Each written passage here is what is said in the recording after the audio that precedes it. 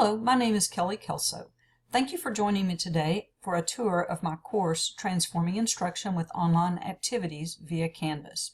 To begin with, I'd like to briefly go over where the facilitator of this course will be initially guided for documentation that they will need prior to the beginning date of the course. When the facilitator clicks on the modules link in the left navigation, they will notice that in the Introduction module, there is a page that is created for the facilitator. By opening this page, the facilitator will find links to the instructional design document and also to the job aid. These files are also located in the Files section within a folder called Facilitator Resources, and the facilitator may access those files there at any time as well. When a student opens the course in Canvas, they will be directed to the course homepage. The course is created in modules, and each of the modules is linked on the home page. From this page, the student can easily click on the link to the module that they are currently working on. Students will start with the introduction and then work through the modules in order. Let's begin this tour of the course by looking at the course introduction. On this page, there is a short screencast, and I created this screencast using Screencast-O-Matic. In the video, I talk about the learning theory incorporated into the activities, the purpose of why this course is being offered, the goals and objectives, the types of assessments that will be used, and then a brief description of the steps students will take to complete the course. Notice that there are also links at the bottom of the page that the student can access if they want to read more about the instructional design of the course. For instance, if I was to click on the learning theory, they can simply click here and read more about the theory. To return to the introduction, they can click on the button and they will be taken right back to the introduction. The instructional design document is also here for students if they want to look at why this course was created. By clicking on the next button, students will be taken to the first discussion for this class, where they will reply to the post to introduce themselves to the class. Once they have completed the post, if they are ready to continue in the course, they can simply click Next, and it will take them to Module 1. If not, they can close out of the course, and the next time that they enter the course, they can simply click on Module 1 on the first page, and it will direct them to the very same page. Each module in this course is created in the same format. When students first navigate to the module, they will be taken to an overview page similar to this one. On the page, the learning objectives are listed first, followed by a brief description of why the module is included in the training. Next is a list of the activities for the module. In this module, students will determine the differences between blended learning and technology integration by participating in a threaded discussion. Then they will work through the assignment, where each student will find an infographic and share this through a collaborative Google slide presentation.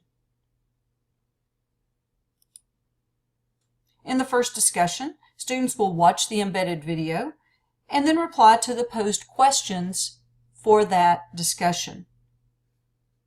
Each discussion throughout the course has a rubric available for students to view so that they know the criteria to receive full points for the replies. If students click on the gear, they can click on Show Rubric, and the rubric will be shown. Students may right-click and print if they need a printed copy of the rubric. Also, within every discussion, there is a reminder of how to access this rubric.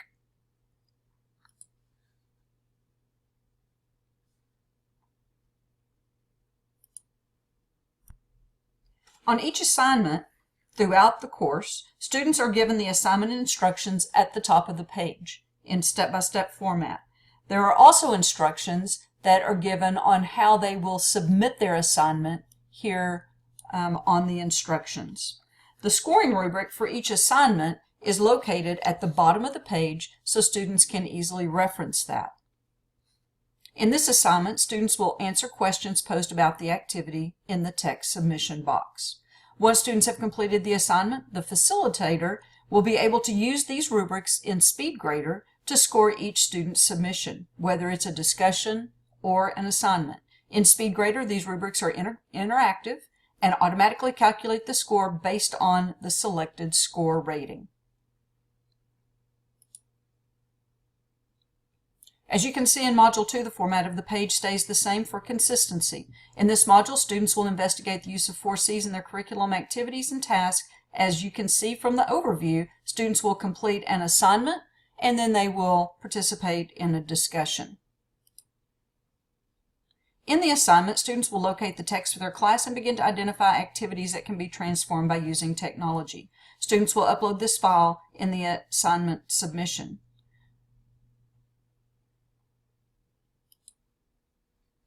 Once again, students will participate in a discussion following the guidelines established in the attached rubric to share what they have learned.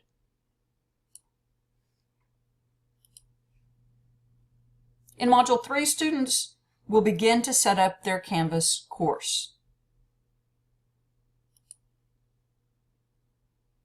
As students now begin to develop their own LMS environment, each module will contain a page with video instructions and linked step-by-step instructions on how to use the components in Canvas so that they have the support needed to complete the task.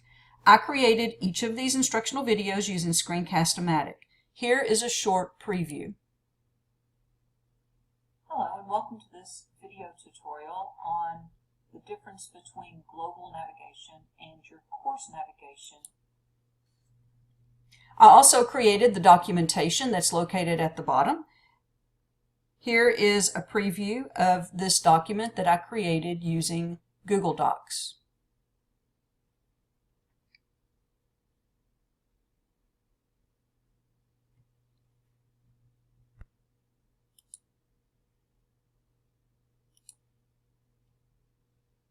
As students work through the skills of developing their Canvas environment, they will take screenshots of what they accomplished to submit for the assignments. Additionally, questions will be posed for them to answer within each assignment.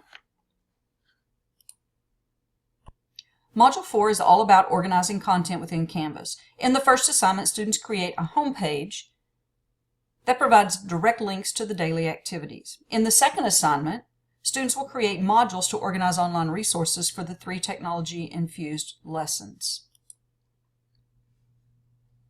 Again, I have created and linked instructional videos and documentation on how to create a home page and how to create modules. The assignment again provides detailed instructions for both the assignment and how to submit the assignment. Outside resources are provided through links. This resource is provided for students to learn about the importance of chunking information by reading the article by Connie Malamud.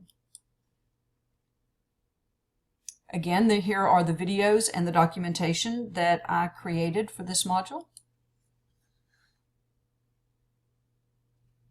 And as you can see, all of the assignments are created in the same format so that the students can easily move through the course. In Module 5, students begin to add shared files, create assignments, and create quizzes. In each assignment for this module, students will share through screenshots how they have shared files, created assignments, and created quizzes to use with their students for their first technology-infused lesson. I've created and linked the instructional videos and the documentation for each task in the module. And detailed instructions are provided on the assignment along with the scoring rubric.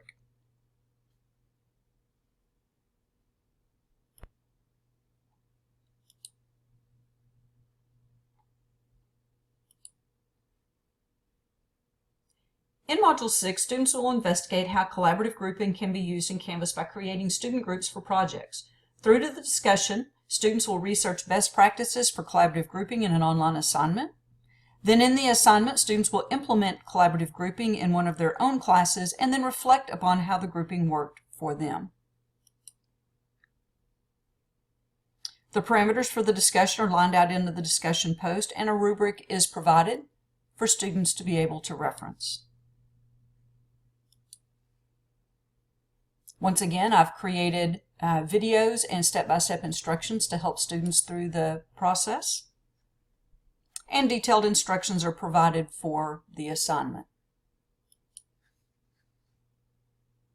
I created this Google form for students to reflect on using collaborative groups within their own classroom after implementation, and embedded the form right into the Canvas page.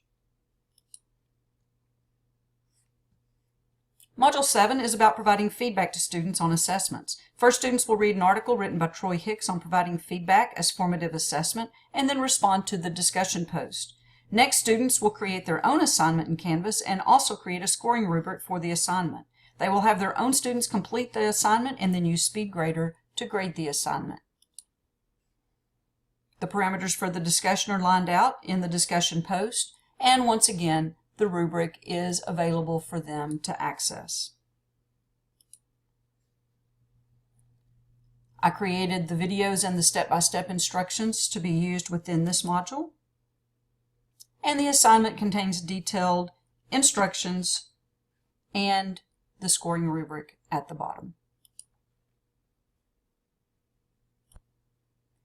In Module 8, students will investigate improving student discourse through the use of discussion threads. Students will participate in a discussion where they will investigate levels of student discourse provided through a discourse rubric used within Castleberry ISD. In the assignment, students will create their own discussion threads with a scoring rubric. Additionally, students will conduct a peer review of each other's discussion threads that are turned in for the assignment using the peer review feature within Canvas. The parameters for the discussion are lined out in the discussion post. A rubric is available for students to access to see the criteria for their post. Once again, I created the videos and the step-by-step instructions for students as a support to get through the module. And detailed instructions are provided for the assignment along with the scoring rubric at the bottom. In Module 9, students will look at how flipped instruction can maximize the time they have with their own students in the classroom. In the first assignment for this module, students will work in groups to research best practices for flipped instruction. The group will create an online presentation using a web app of their choice to share with other groups. Following this assignment, students will reflect on what they learned from each group's presentation. In the following assignments, students will create a video right on a Canvas wiki page to introduce a lesson, and they will also create their own screencast and embed it on a wiki page. Detailed instructions are provided for the assignment along with the scoring rubric. And once again, I used a Google form for students to be able to reflect on the activity. I created the video and the instructional step-by-step documentation.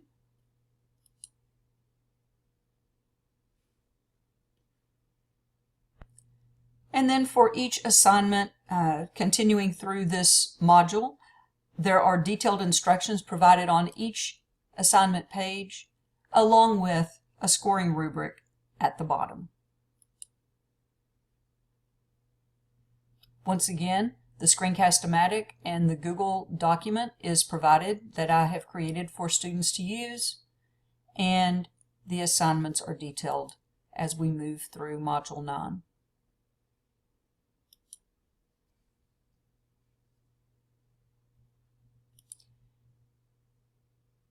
In the last module of the course, students will learn how to share content they create through the Commons area of Canvas. In the Module 10 assignment, students will provide screenshots showing that they have uploaded content into Canvas Commons and a screenshot showing that they have imported content from Commons into their own course. At the end of the course, students will then complete the course evaluation. Once again, I created the video and the step-by-step written instructions for students to access, and detailed instructions are given in the assignment along with the scoring rubric so that students know exactly what needs to be completed for the assignment. Once the course has been completed, the student will be able to take the quick survey, and in this survey they will do an evaluation of the course. This ends the overview of the course I've created. Thank you for watching this presentation.